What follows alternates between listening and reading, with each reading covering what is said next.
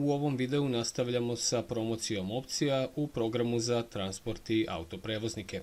Pored financija i osnovnih podataka firme, dužnika i dugovanja, moramo da vodimo računa i o servisu i popravkama vozila. Ta evidencija nam je omogućena u delu koji se zove servisi i popravke vozila. Kliknut ćemo na tu opciju. Otvara nam se novi prozor u kome imamo evidentirane sve dosadašnje servise na svim našim vozilima. Ovdje ćemo nešto kasnije kada unesemo neki urađen servis, popravku, menjanje guma ili šta god, moći da izlistamo recimo po vozilu. Dovoljno bi bilo da ovdje unesemo registarsku oznaku vozila, odaberemo vozilo, čak imamo i mogućnost da odaberemo tip servisa. Da li želimo sve servise, samo popravke, samo servise, održavanje, gume ili nešto što se vodi kao ostalo. Kada smo odabrali sve servise, izlistat ćemo i ovdje nam stoji broj ukupnih servisa po ovim kriterijumima. Znači za ovo vozilo imamo jedan evidentiran servis, čija je vrednost 22.000. Inače, da smo imali više različitih tipova servisa za ovo vozilo, ovdje bi bila izlistana vrednost po tom konkretnom servisu koji smo ovdje odabrali, a dole bi bila ukupna vrednost svih urađenih servisa za ovdje gore odabrano vozilo. Pa hajde da vidimo kako se unosi neki određeni servis. Kliknut ćemo na dugme Novi servis, otvori nam se novi prozor. Naše bi bilo da odaberemo vozilo, to ćemo uraditi tako što ćemo krenuti da kucamo tablicu, kliknuti na vozilo koje želimo da evidentiramo i eventualno možemo da dodamo i vozača koji je bio prisutan ili čije je vozilo. Sljedeći podatak koji unosimo, to je datum servisa. Možemo ostaviti današnji datum i tu je ono što je bitno, a kasnije se koristi za statistiku. Možemo da odaberemo i tip servisa. Znači može to da bude popravka, servis, održavanje, gume ili ostalo. Mi možemo da kažemo da je u pitanju servis. Ovdje ćemo u polje serviser napisati firmu koja nam je radila servis ili ukoliko firma u okviru svoje firme ima servisera, može da se napiše ime servisera ili čak i vozača koji je učestvovao u izradi ovoga servisa. Mi ćemo napisati samo ime Marko.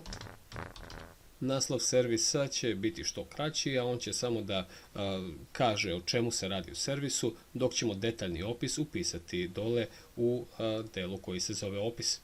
Naslov servisa može da bude redovan servis.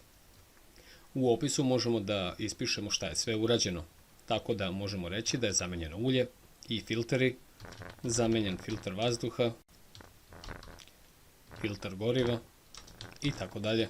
Ovo je znači detaljan opis šta je rađeno u okviru servisa koji je ovdje opisan. Ovdje imamo još od opcija da dodamo datum eventualne kontrole.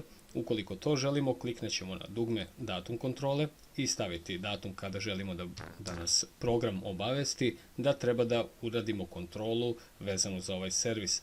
Također možemo da napišemo i datum ponavljanja servisa, što znači da ako nešto radimo na određeni vremenski period, recimo na 6 mjeseci, možemo da ubacimo datum ponavljanja i također će nas po ovom datumu program pri ulasku u program obavestiti da imamo servis koji bi trebalo ponoviti ili koji bi trebalo iskontrolisati. Ovdje ćemo upisati još i kilometražu servisa, recimo da će to da bude 500.000 i eventualno po potrebi kilometražu ponavljanja servisa, što može da bude recimo na 100.000, što znači 600.000. Možemo da dodamo i eventualnu napomenu, a ono što je najbitnije to je da unesemo vrednost ovog servisa. Ono što savjetujem to je svakako da se uvek upisuje ista valuta, što znači da ako je u eurima, onda vodimo sve u eurima, ako je u dinarima, vodimo sve u dinarima i tako dalje. Iz prostog razloga što program kasnije sabira vrednost svih servisa zajedno iz ovog polja. Mi ćemo upisati 20.000 i kliknuti na dugme sačuvaj. Program izbacuje da je unos uspešno sačuvan, kliknemo na dugme OK, izađemo i kada ponovo uđemo u servisere, evo ga ovako evidentiran servis. Evo zašto smo u naslovu servisa samo stavili redovan servis, a mi uvek imamo mogućnost da kliknemo na pregled i otvori nam se sve što je rađeno na ovom servisu, tako da uvek imamo pregled. Također, pregled ne moramo izvršiti samo odavde, nego ćemo i u polju koje je namijenjeno za evidenciju vozila kliknuti i čim kliknemo na vozilo, ukoliko ima rađenih servisa, ovdje će izbaciti troškove servisa. Naravno, ako kliknemo na drugo vozilo, nema servisa evidentirano za ovo vozilo. Ako kliknemo na ono vozilo koje ima, bit će izbačeno ovdje. A također možemo odmah direktno odavde da kliknemo na dugme pregled servisa vozila i u tom slučaju program će otvoriti prozor gdje su evidentirani servisi i također izlistati sve servise koji su vezani za konkretno vozilo sa ovom registarskom oznakom. Ovdje već vidimo da ima 2 servisa evidentirana i da je njihova ukupna vrednost 42.000, što je 20.000 i 22.000. Razlog zašto ovdje ne piše 42.000, to je što ovdje budu izlistani servisi koji se odnose na ova 2 gore datuma. Što znači da ukoliko bismo ovdje željeli da vidimo sve servise za recimo prethodnu godinu, mi bismo ovdje samo upisali da je u pitanju januar i evo u tom momentu se pokazuje trošak servisa koji je realan i koji je stvaran za celu ovu godinu na osnovu servisa koje smo evidentirali do sada.